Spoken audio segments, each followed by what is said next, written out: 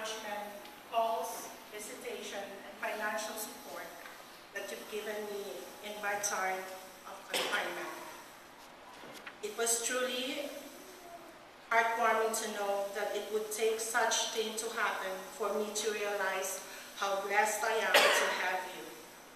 In the past, whenever people ask if I have relatives here, I always answer them, no, I don't have. And they seem always sorry to hear, but I always follow it up with, but I do have a large family, my church family. Then that would trigger the conversation, the sharing, and my testimony. As everyone will know by now, I had a brush with them, literally. Last January 19, as I flatlined, not once but twice, on my way to the ER. I will cut short the medical details part of it as time permits it, but instead focus on the human side of the event. I am still in the process of piecing together the individual stories that was touched or was changed by this. Thus, this is only a preface to my story. One very close friend told me that upon hearing what happened at that moment, told herself, quote, I will hate him, meaning God, for this if something worse happens. I can really blame her, for she just lost her mother to cancer. I told Pastor about this, and after we have prayed for her, by her next visit, she told that upon realizing and analyzing things, she can look back now and see how the power of prayers works. She told me, quote unquote, Bevs, you have changed my outlook in life. Maybe this happened to you because God knows you. You are stronger than me. I am not saintly by all means, but if that is the impression I made, I will take it every day. A day after my discharge, my new implanted defibrillator kept firing, and I was sent back to the ER, realizing that something was wrong with me and I was in danger.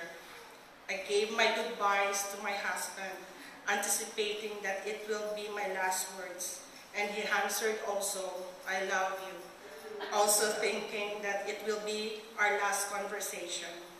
In my mind, I was ready, and I asked God, Lord, if this is your will for me, let it be, but don't let me go out in pain.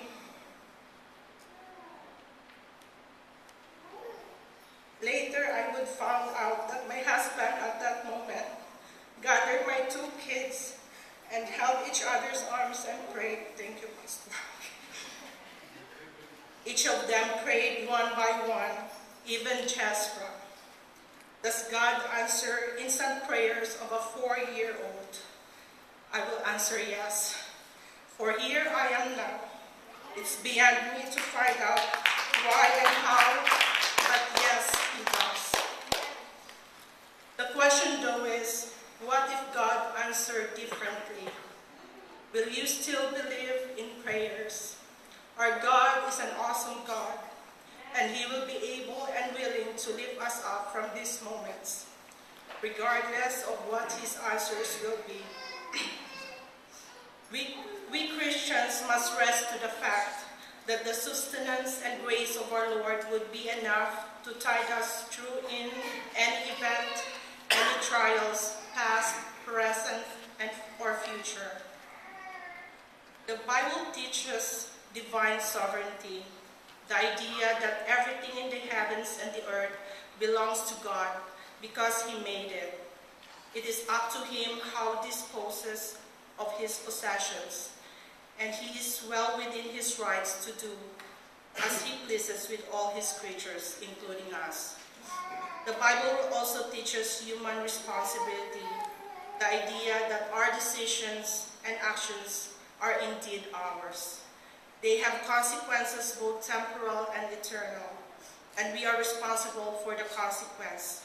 Yes, we are responsible for the consequence. And the consequence of my disregard for my health, partly brought me to this. The common lesson and reaction I heard from everyone is that it's a wake-up call for all of us.